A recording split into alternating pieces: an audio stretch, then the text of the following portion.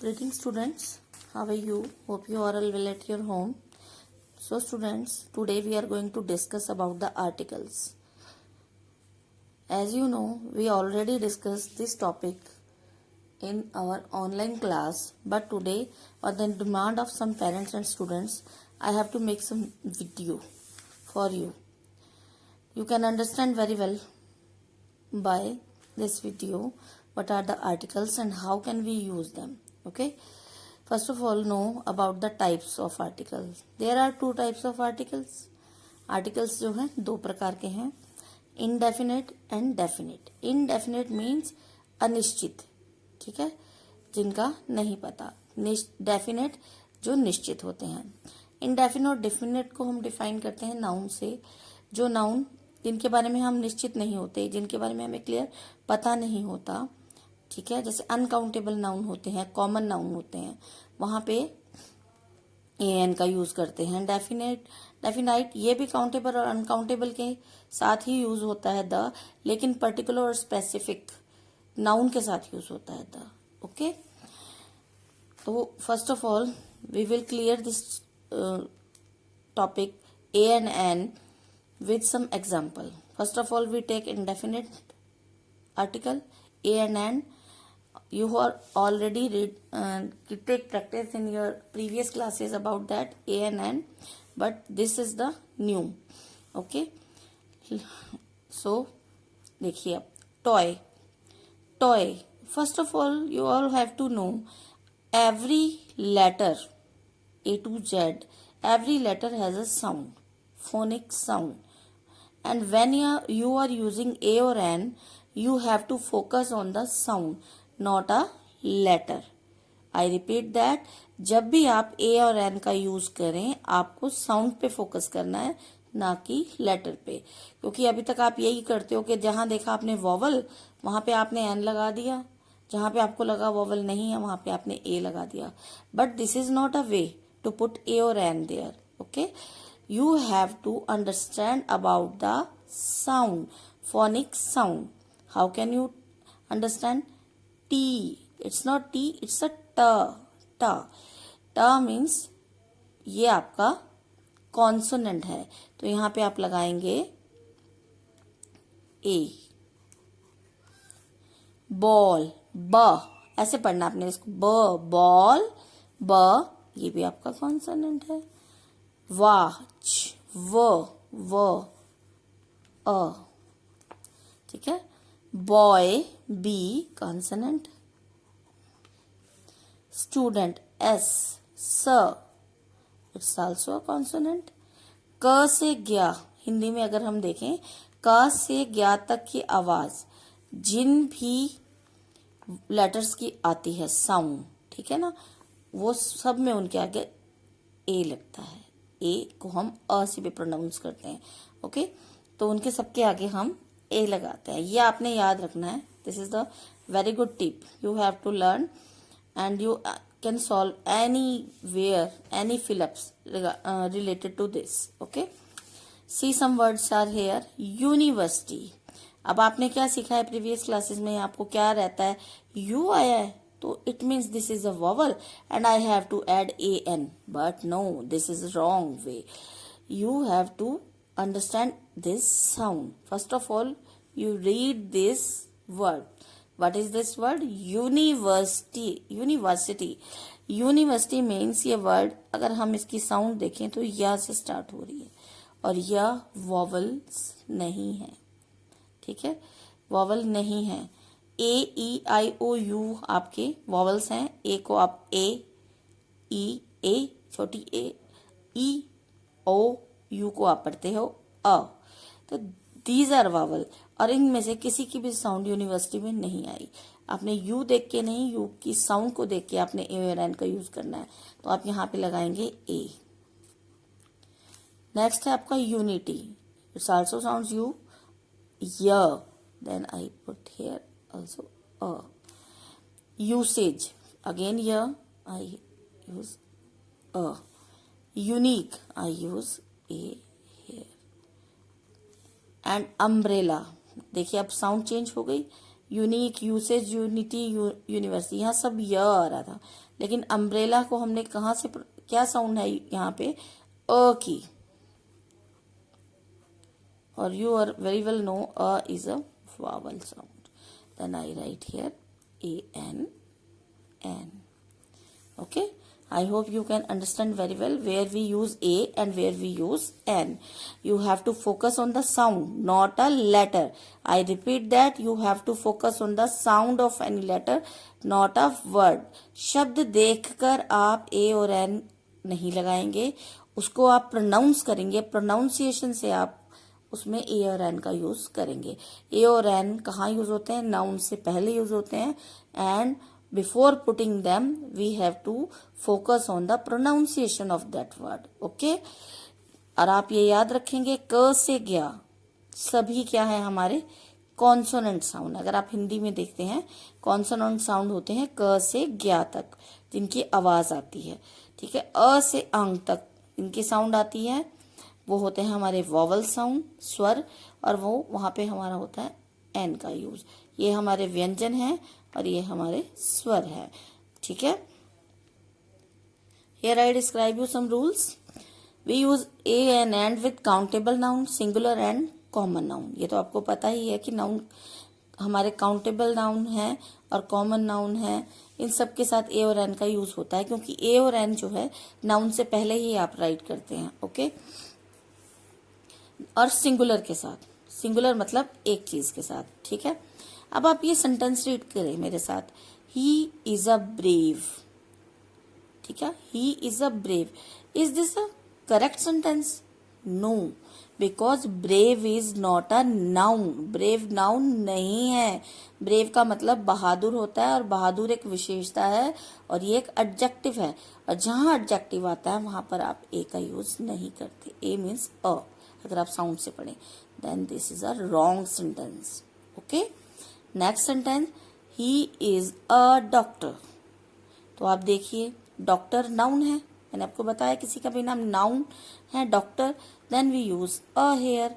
वह एक डॉक्टर है, ही इज वन डॉक्टर, ऐसा तो हम नहीं लिख सकते ना, तो उसकी जगह पे हम लिखते हैं ही इज अ डॉक्टर, ठीक है। वन हम नहीं राइट करते तो हम अ लिखते हैं, और डॉक्टर नाउन है तो नाउन के आगे आर्टिकल का यूज होगा according to its sound, D, ड।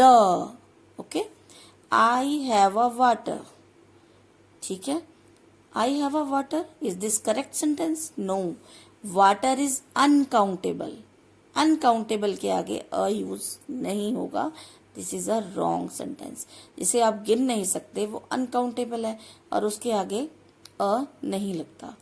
आई हैव अ पेन, मेरे पास एक पेन है, ठीक है, वन पेन की जगह आपने ए पेन यूज हुआ, अ, ठीक है, पी ई एन, प ई एन, पेन, ठीक है। Pen is noun and here we use a. प, प क्या है हमारा कॉन्सोनेंट है, इसलिए ए लगाया। आई have a children, is this a correct sentence? Observe it, observe it, you have 20 seconds, observe it, is it correct sentence? I have a children,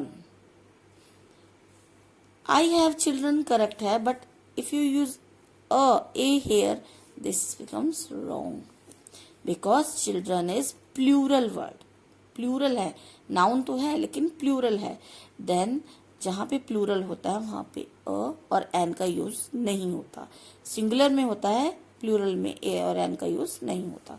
I have a laptop, now this is a noun and this is a singular word, I use a hair.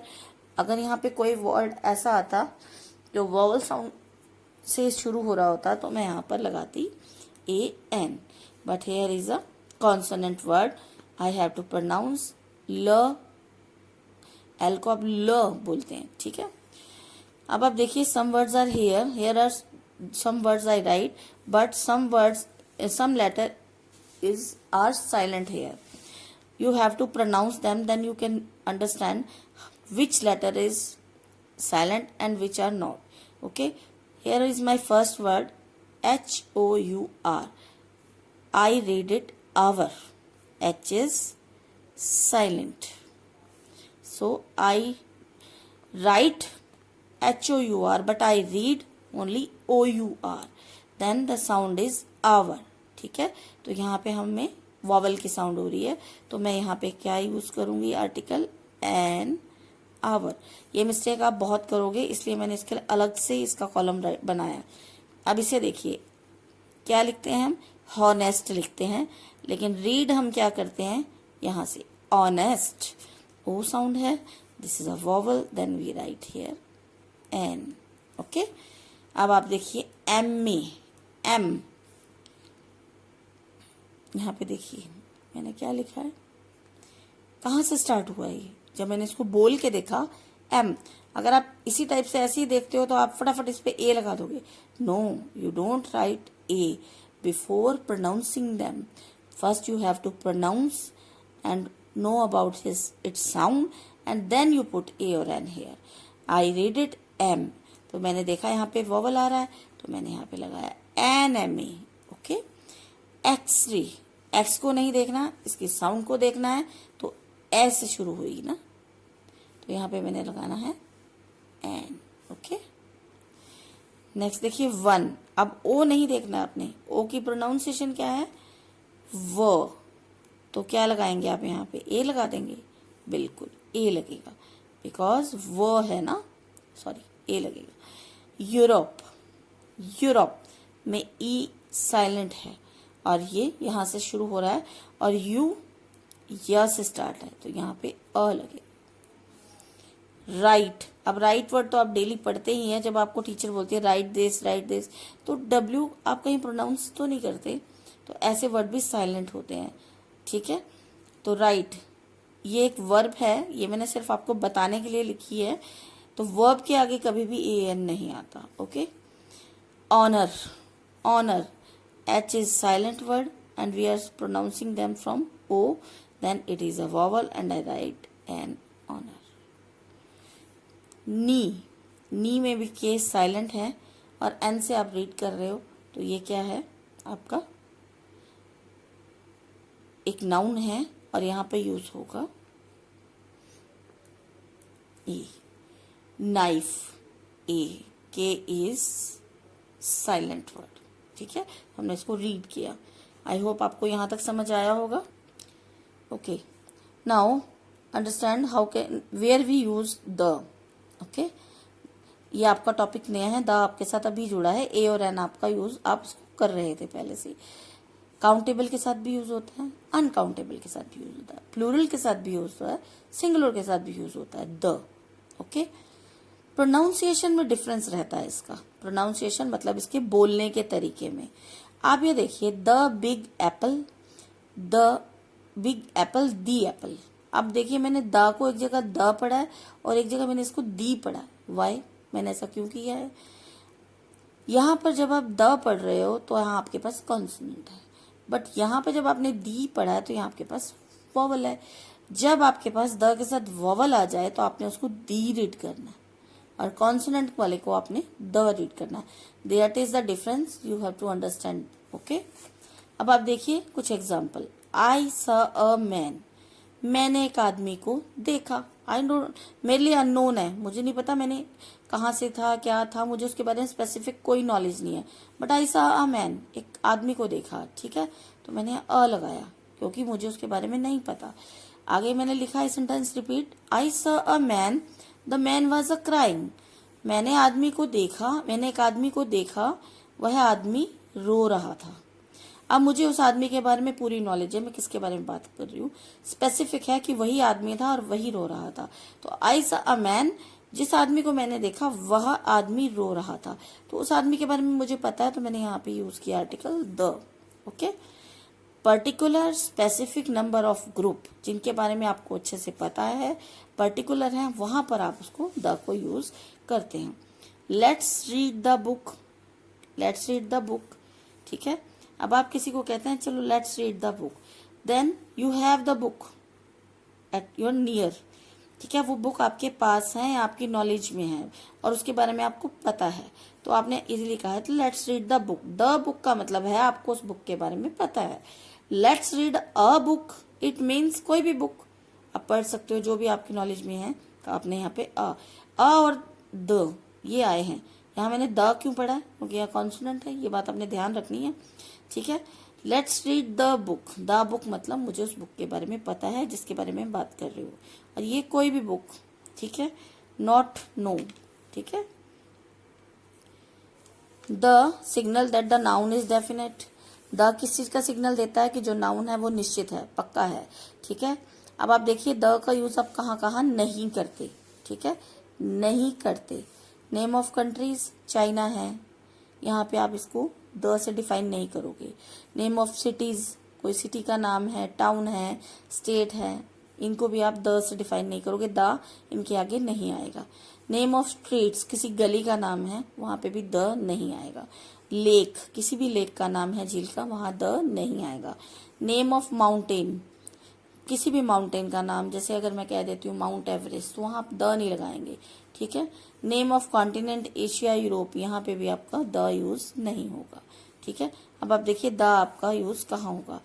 River का नाम, गंगा, यमुना, आप कहीं भी right करेंगे तो वहां पे आप द गंगा ऐसे लिखेंगे, the Ganga, the Yamuna. Oceans, जो हमारे महासागर हैं, समुद्र हैं, इनके नाम के आगे आप नाउन, ये नाउन है, नाम आ जाएगा इनका और द लगेगा इनके आगे।